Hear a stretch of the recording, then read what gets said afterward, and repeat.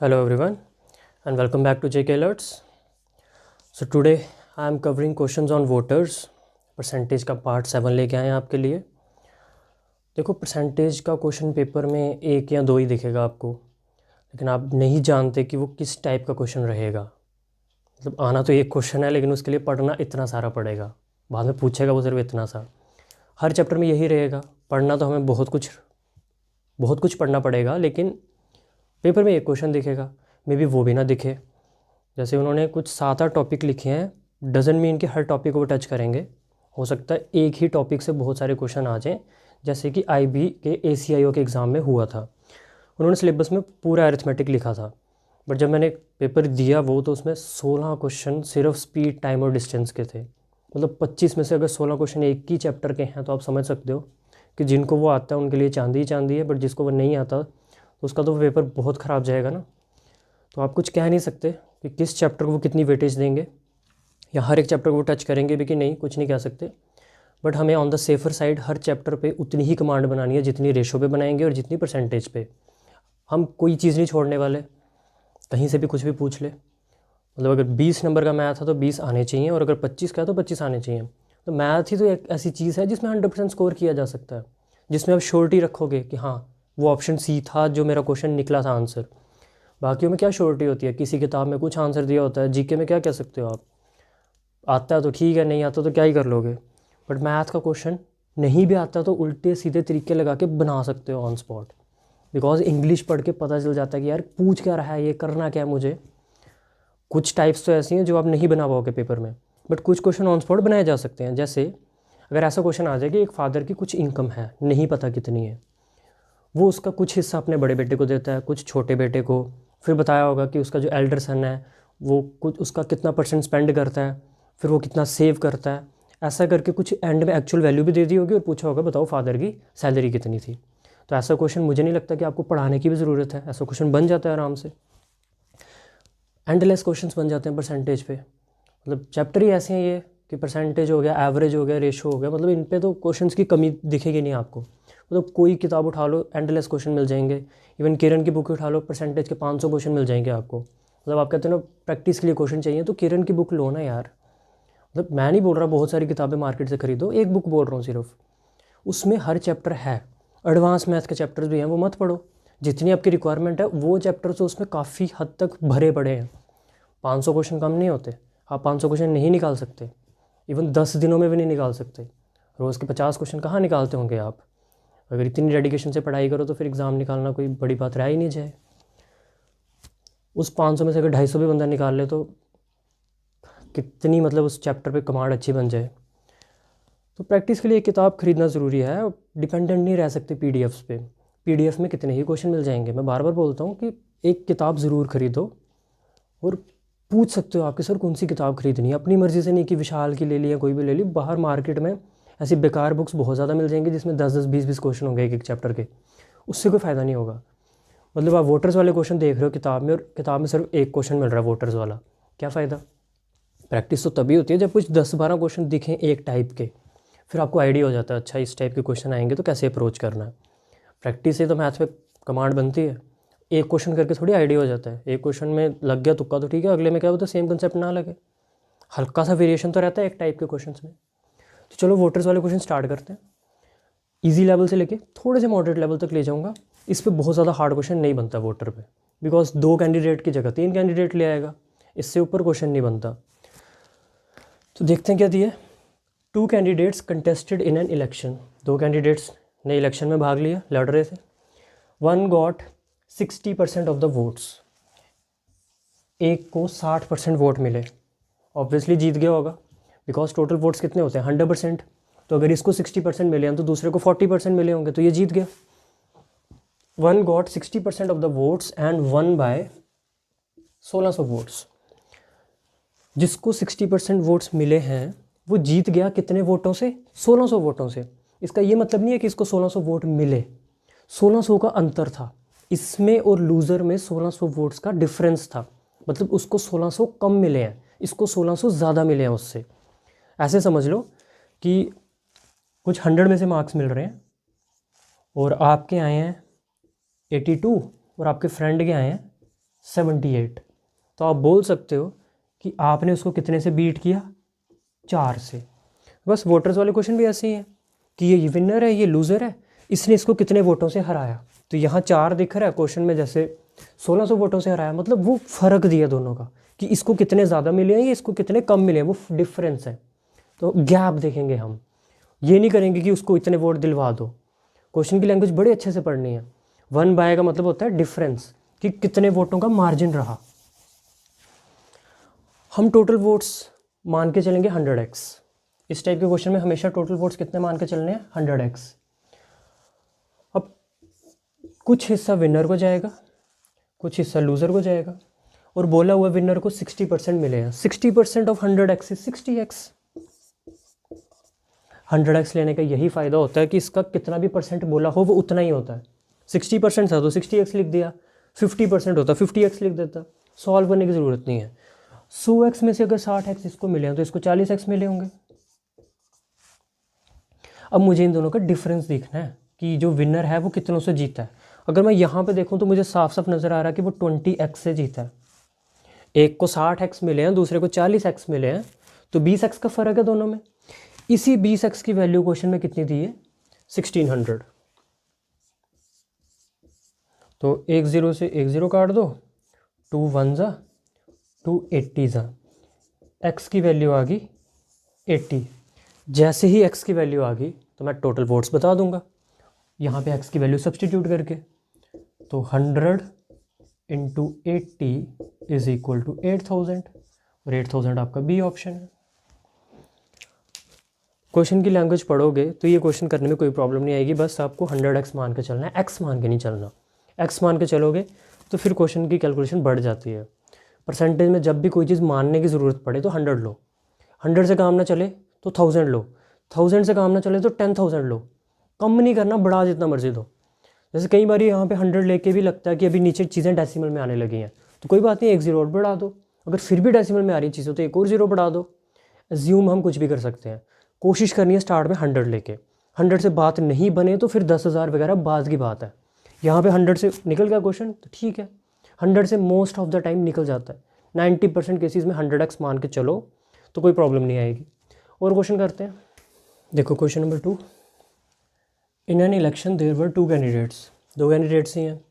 A candidate got 38% of votes and lost by 7200 votes. The total number of votes polled were dash. एक candidate को 38% votes मिले, हारना ही था। Total फिर 100x मान लो, इसी में विनर है और इसी में लूज़र है। इस बार लूज़र के बारे में इन्फॉर्मेशन दी है, बोल रहे हैं उसको 38% वोट्स मिले यानी कि 38x।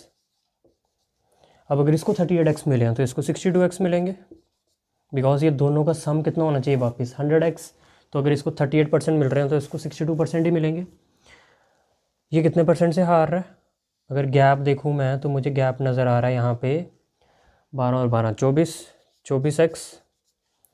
मार्जिन देखना होता है कितने से हार रहा है या ये कितने से जीत रहा है, एक ही बात होती है। अगर इसकी इन्फॉर्मेशन दी होती है तो मैं बोलता ये 24x से जीत रहा है। इस बार इसकी इन्फॉर्मेशन दी है तो मैं बोल रहा हूँ ये 24x से हार रहा है। ये तो 24x से हार रहा है मेरे मुताबिक, क्वेश्चन बोल रहा है वो 7200 वोट से हार है। इसका मतलब 24x की वैल्यू ही 7200 है। और अगर आपको 24 का टेबल आता है तो पता होगा 24 2 ज़ा 48, 24 3 ज़ा 72, काट दो सीधा। 24 1 ज़ा 24 300 ज़ा, x की वैल्यू आ गई 300, और जैसे x की वैल्यू आ गई क्वेश्चन ख़त्म। यहाँ पे 300 रखो बस, तो 3 के आगे कितने 0, 4 0, 30,000 वोट्स। 30,000 वोट्स इस क्वेश्चन का आंसर है। मैक्सिमम केसेस में यही पूछता है कि टोटल वोट्स कितने हैं। तो ये तो हुआ बिल्कुल बेसिक लेवल का क्वेश्चन कि जिसमें कुछ ज़्यादा चीज़ें नहीं पूछ रहा कि वैलिड वोट्स कितने थे, कितने लोगों ने वोट नहीं किया। ये तो नॉर्मल क्वेश्चन है कि सभी ने वोट किया, सभी के सभी वोट वैलिड थे, तो सीधा 100x में ही विनर और लूज़र डिसाइड हो जाता है। तो किसी ना किसी की इन्फॉर्मेशन ज़रूर दी होती है, या विनर की या लूज़र की, और मार्जिन भी बताया होता है कितने से जीता या कितने से हारा। तो इस टाइप के क्वेश्चन में कोई प्रॉब्लम नहीं आती। प्रॉब्लम आती है जिसमें वैलिड वर्ड यूज़ किया हो या ये बोला हो कि कुछ 10% लोगों ने वोट नहीं किया, तो फिर क्वेश्चन थोड़ा लेंथी जाता है। कोई बात नहीं, वो भी देखते हैं next question.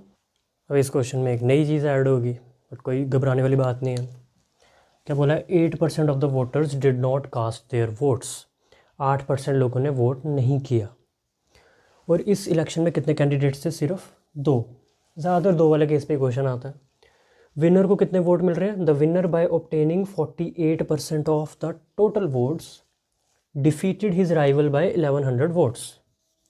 The total number of voters in the election was, हमें टोटल बताना है, टोटल तो 100x ही होता है, 100x लेके चलेंगे, ठीक है, ये टोटल मान लिया 100x।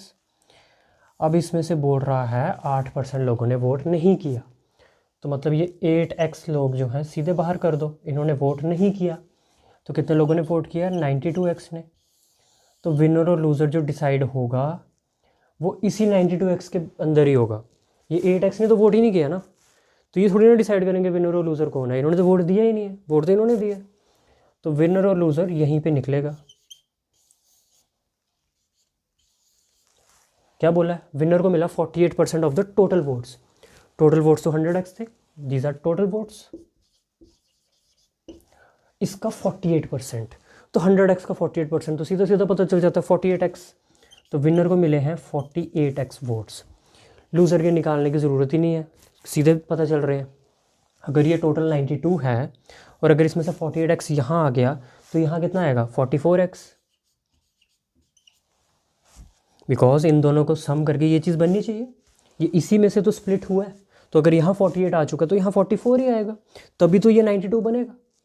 तो इसका और इसका डिफरेंस लोगे तो लूज़र निकल जाएगा, कोई बड़ा मुश्किल काम नहीं है। तो आप गैप देखोगे तो आपको पता चलेगा कि विनर कितने से जीता, विनर जीता 4x से। एक को 48 वोट्स मिल रहे हैं, एक को 44 मिल रहे हैं, तो 4 से जीता ना, तो मैंने आगे x लगाया, क्या दिक्कत है। तो 4x की वैल्यू क्वेश्चन में कितनी दी है, 1100। 2 के टेबल से काट लो, 2 2 ज़ा 2 550 ज़ा, फिर से 2 से कट रहा है, 2 1 ज़ा 275 ज़ा। तो x की वैल्यू आ गई 275। जैसे x की वैल्यू 275 पता चली, यहाँ रख लो। तो x को हटाओगे, यहाँ 275 से मल्टीप्लाई करोगे, तो 275 को जब 100 से मल्टीप्लाई करोगे तो 2 0 और लग जाएंगे, मतलब 27,500 आंसर आ जाएगा। कुछ नहीं करना था, बस ये 8x को सीधा बाहर करना था, बिकॉज इन लोगों ने तो वोट ही नहीं किया। वोट नहीं किया तो ये विनर और लूज़र डिसाइड करने में वो कोई हेल्प नहीं कर सकते, बिकॉज ये वोटिंग पोल करने आए नहीं थे, वोट देने नहीं आए थे, इन्होंने वोट अपना कास्ट किया ही नहीं। तो विनर और लूज़र डिसाइड करना था इन्होंने, जिन्होंने वोट दिया है। तो बस इसी में से बता दिया था कि विनर को कितने वोट्स मिले, क्वेश्चन में दिया था 48%। 48% इसका नहीं, 48% टोटल का, टोटल वर्ड यूज़ किया था उन्होंने, तो टोटल तो 100x थे, 100x का 48% 48x होता है। तो अगर यहाँ 48 आया तो यहाँ 44 आएगा, बिकॉज इन दोनों को प्लस करके ये चीज़ बननी चाहिए। एक और क्वेश्चन लेते हैं जिसमें वैलिड और इनवैलिड वाला कंसेप्ट भी होगा, बिकॉज मैं चाहता हूँ हर टाइप का क्वेश्चन आपके सामने आ जाए, आपको एग्जाम में कोई चीज़ नई ना लगे, हर चीज़ से फेमिलियर करवा दूंगा आपको मैं। अब इस टाइप का क्वेश्चन बच्चों को बहुत ज़्यादा प्रॉब्लम देता है, मतलब अगर आप ये खुद से अटैम्प्ट करने लगोगे ना तो नहीं हो पाएगा, 90% चांस है नहीं हो पाएगा, बिकॉज इसमें ना काफ़ी ज़्यादा कन्फ्यूजन होती है।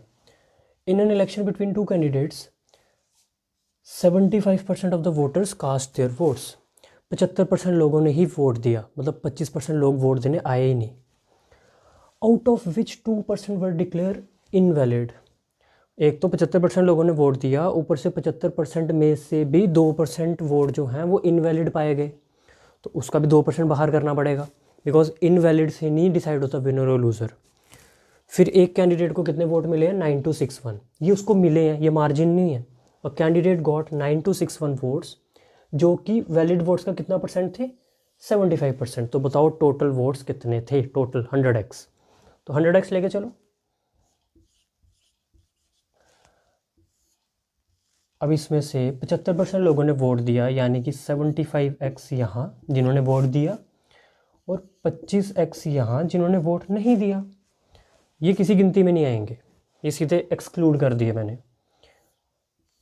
अब इतने लोगों ने वोट तो दिया, बट ये सारा का सारा वोट काउंट जो है वो वैलिड नहीं पाया गया, बोल रहे हैं इसका 2% इनवैलिड था, इसका 2%, तो मैं यहाँ लिखूँगा 2% ऑफ 75x, ये क्या पाया गया, इनवैलिड।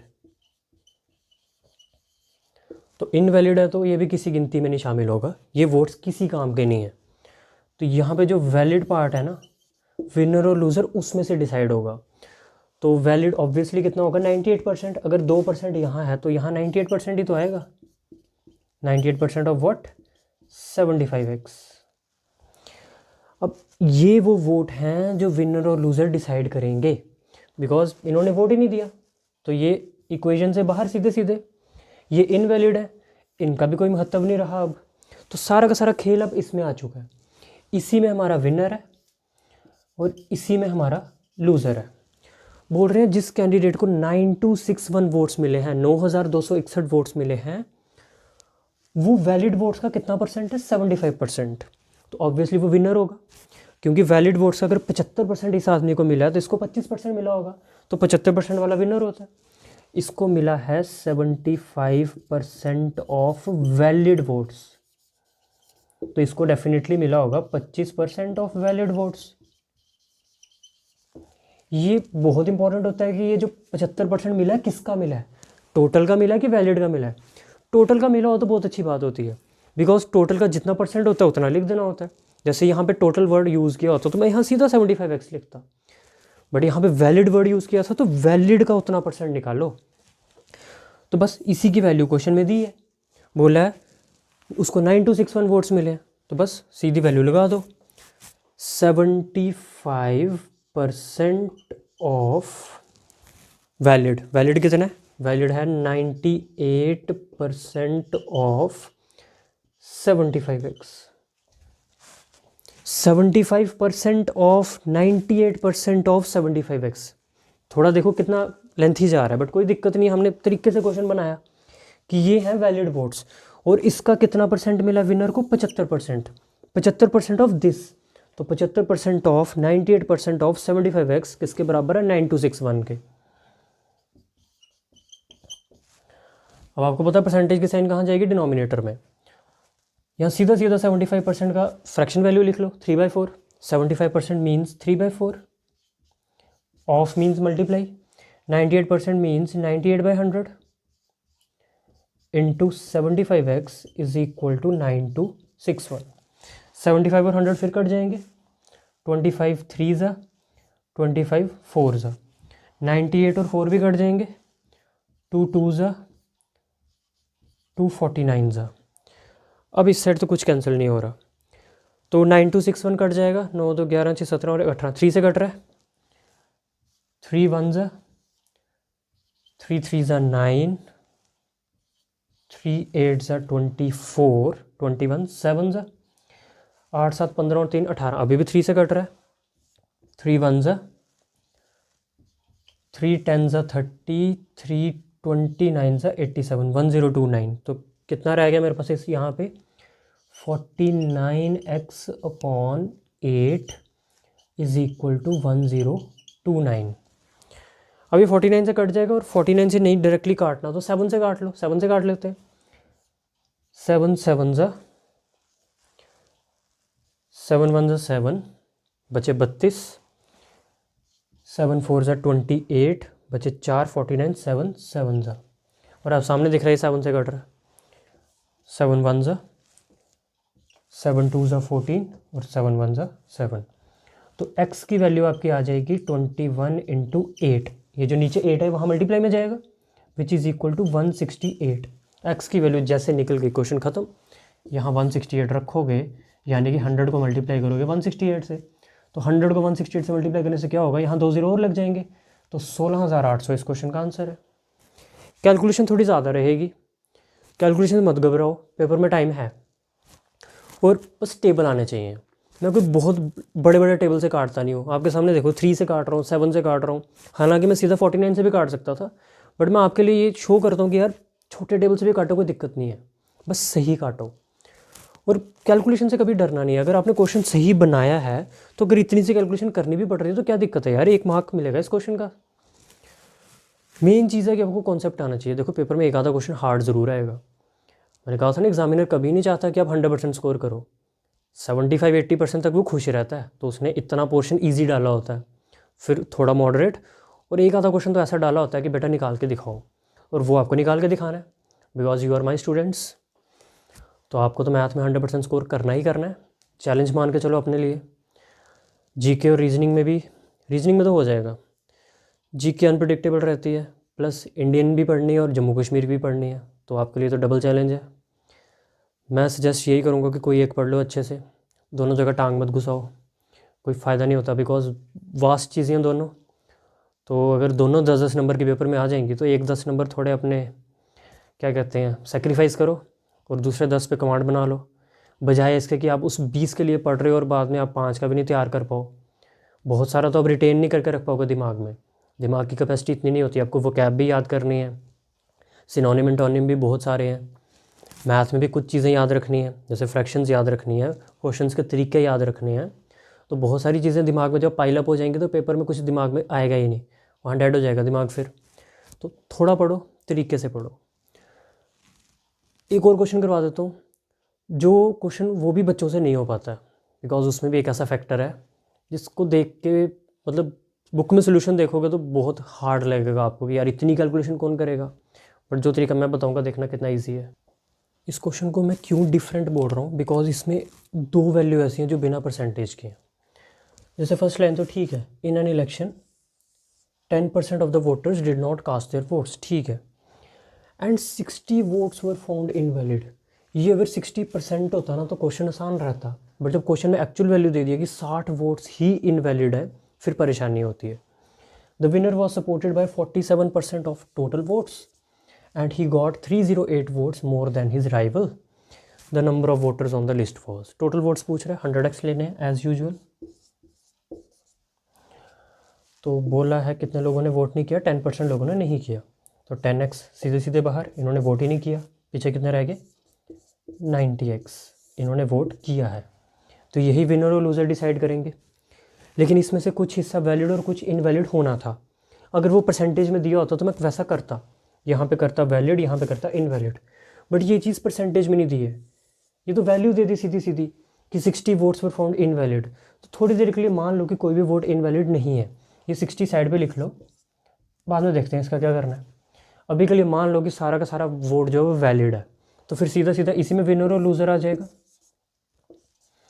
मैं कह रहा हूँ वैलिड और इनवैलिड वाली बात को ख़त्म करो, इसको बाद में यूज़ कर लेंगे कि 60 वोट्स इनवैलिड है ना, इसका यूज़ बाद में कर लेते हैं। अभी मान लो कि सारा वोट वैलिड था, सारा वैलिड था, तो मतलब 90x का 90x वोट काम का है हमारे, इसी में विनर होगा, इसी में लूज़र होगा। विनर को कितने परसेंट वोट मिले, 47%, किसका, टोटल का। तो अगर 100x का 47% कितना होता है, 47x, ख़त्म। अब ये वाला तो मज़े से लिख सकते हो, बिकॉज 90x में से अगर 47x यहाँ आ गए हैं तो यहाँ कितने आएंगे 43x। अगर आप देखो तो विनर कितने से जीत रहा है, 4x से। तो अगर ये 60 वाला चक्कर नहीं होता तो आप बोलते 4x की वैल्यू ही क्वेश्चन में कितनी दी है, 308। लेकिन अब हमारे दिमाग में आया कि यार 60 वोट्स का भी तो कुछ चक्कर था, वो इनवैलिड से।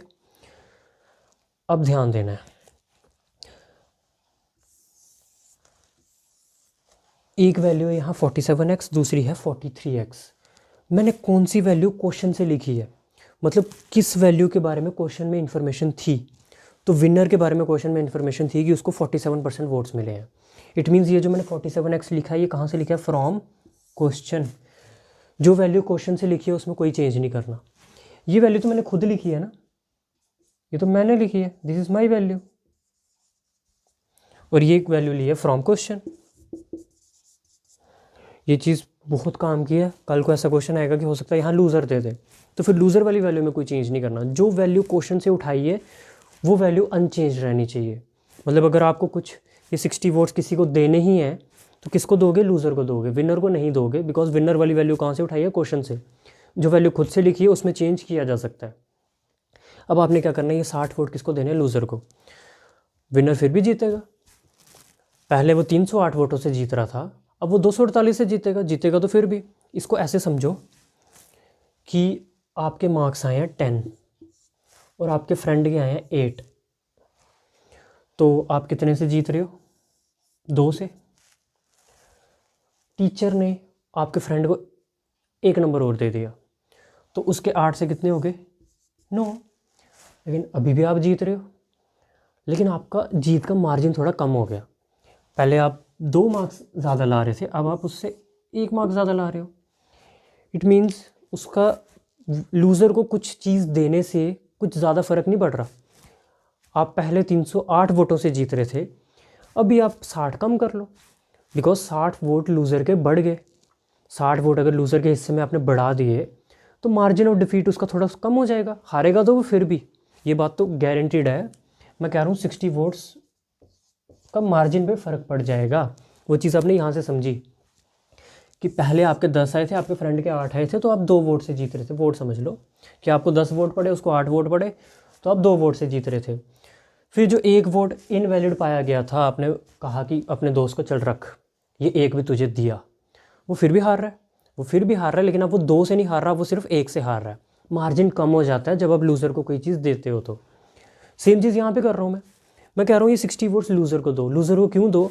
क्योंकि लूज़र वाली वैल्यू मैंने खुद लिखी है, ये वैल्यू क्वेश्चन से लिखी गई थी। अगर ये 60 वोट्स विनर को मिलते ना तो मार्जिन बढ़ जाता, फिर वो 368 वोटों से जीत रहा होता। लेकिन अब वो 368 से नहीं जीतेगा, वो 248 से जीतेगा, बिकॉज 308 में से 60 जाएंगे तो 248 आ जाएगा। 4x की वैल्यू 248, 4 के टेबल से काट लो, 4 1 जा 462 जा, x की वैल्यू आ गई 62। जैसे x की वैल्यू आ गई, क्वेश्चन ख़त्म। यहाँ 62 रखोगे और 62 इंटू 100 इज 6200, जो कि इस क्वेश्चन का आंसर है। इस क्वेश्चन में कुछ पॉइंट्स याद रखने वाले हैं कि जो वैल्यू क्वेश्चन से लिखी गई है that must not be changed, उसमें तो कोई चेंज लानी ही नहीं है। मतलब विनर को तो बिल्कुल नहीं छेड़ना, ना उसके वोट कम करने ना ज़्यादा करने। ऐसा करना कब है? जब ये चीज़ परसेंटेज में ना दी हो। ये 60 यहाँ पे परसेंटेज में नहीं दिया था, सीधी वैल्यू दे दी थी। जब भी सीधी वैल्यू दे दी होगी किसी भी चीज़ की, चाहे वो इसकी दे दी होती कि मान लो 5000 लोगों ने वोट नहीं किया, तो वो 5000 मैं बाद में यूज़ करूँगा। स्टार्टिंग में मैं मान के चलूँगा कि सभी ने वोट किया। जब भी कोई वैल्यू विदाउट परसेंटेज होगी स्टार्टिंग में, तो उसका यूज़ एंड में किया जाएगा। वो यहाँ तो विनर को दिए जाएंगे या लूज़र को, वो डिपेंड करता है कि कौन सी वैल्यू क्वेश्चन से नहीं लिखी गई है। जैसे यहाँ पे 43x मैंने खुद से लिखा, मैंने 90 में से 47 माइनस किए, 43 खुद से लिखा, तो जो वैल्यू खुद से लिखी है उसमें चेंज कर सकते हो। तो हमने कहा वो 60 जो इनवैलिड वोट थे ना, चलो वो भी लूज़र को दो, दे दिए लूज़र को। इससे फ़र्क क्या पड़ रहा है कि मार्जिन ऑफ डिफीट कम हो गया बस। पहले वो 308 वोटों से हार रहा था लूज़र, अब वो 60 कम से हारेगा, 248 से हारेगा। हारना तो उसने फिर भी है। तो 4x की वैल्यू आ गई 248, x की वैल्यू 62, तो टोटल वोट्स आ गए 6200। That completes. और वोटर्स वाले क्वेश्चन भी ख़त्म। अब मिसलेनियस पार्ट तो बहुत ज़्यादा बन जाता है इस चैप्टर का। मतलब कम से कम मेरे पास अगर क्वेश्चन पढ़े, गिनने हो कितने पढ़े, कम से कम 1000 क्वेश्चन है मेरे पास। तो I can not cover everything. अगर कोई आपकी क्वेरी है तो कमेंट्स में पूछ लो, मैं एक सेपरेट वीडियो बना दूंगा अगर मेरे को लगेगा कि बहुत इंपॉर्टेंट क्वेश्चन है वो जो मेरे से छूट गया, अगर ऐसा कुछ होगा। अदरवाइज़ सफिशेंट मटेरियल दे चुका हूँ। नेक्स्ट मेरी मर्ज़ी है कि टाइम एंड वर्क स्टार्ट किया जाए। बहुत मज़ा आएगा आपको टाइम एंड वर्क में, बिकॉज जो मेथड्स मैं लगाता हूँ उन क्वेश्चंस में, उससे आप किसी भी क्वेश्चन में फंसने नहीं वाले हो। आपने टाइम एंड वर्क आगे पीछे से पढ़ा होगा कभी ना कभी, लेकिन आपको परेशानी ज़रूर आती होगी उस चैप्टर में, ये गारंटी है मेरी। बहुत सारे बच्चे फंसते हैं टाइम एंड वर्क में। मेरी स्पेशलिटी है टाइम एंड वर्क। उस चैप्टर का आप कोई भी क्वेश्चन ला सकते हो मेरे लिए, मैं आपको ऑन स्पॉट करके दे सकता हूँ। लेकिन मेरा काम है जितना मुझे आता है उतना आपको भी सिखाना। तो टाइम एंड वर्क में आपको चैम्पियन बना दूंगा, जैसे कि आप परसेंटेज में आई होप बन चुके होंगे अगर प्रॉपरली फॉलो कर रहे हो मेरी गाइडलाइंस पूरी, कि जो चीज़ मैं पढ़ाता हूँ इसके साथ साथ नोट्स बनाने हैं। मतलब वीडियो स्टार्ट किए तो पेन कॉपी पकड़नी है हाथ में।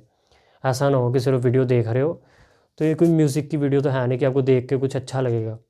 अगर नोट्स बना रहे हो प्रॉपर, पॉज कर करके पहले क्वेश्चन लिख रहे हो, फिर देख रहे हो, फिर आंसर एक बार खुद ट्राई कर रहे हो, फिर बाद में देख रहे हो कि हाँ सोल्यूशन देखते हैं फिर क्या किया है इस बंदे ने, कैसे सॉल्व किया है, फिर ही अच्छे से आपको समझ आएगी चीज़ें और बेनिफिट ज़्यादा होगा। बिकॉज एक और कैंडिडेट है आपके जैसे ही जो ये वीडियो देख रहा होगा, वो सिर्फ वीडियो देख रहा होगा और आप नोट्स भी बना रहे हो, तो डेफिनेट बात आपको ज़्यादा फ़ायदा होगा। और आपका काम यही है कि कैसे मैक्सिमम एक्सट्रैक्ट किया जाए। चीज़ तो सभी को बराबर मिल रही है ना, मैं ही पढ़ा रहा हूँ और इतना ही पढ़ा रहा हूँ, अब इसमें से आपको मैक्सिमम कैसे एक्सट्रैक्ट करना है ये आपके ऊपर है। सो नेक्स्ट चैप्टर में मिलते हैं, या अगर आपकी डिमांड होगी परसेंटेज में कुछ और तो वो भी कवर कर दूंगा बीच में। वैसे मुझे लगता नहीं है कि कुछ क्वेश्चंस में डाउट होगा आपको फ़िलहाल। So next chapter will be time and work. Let's meet in next video. Till then it's good bye.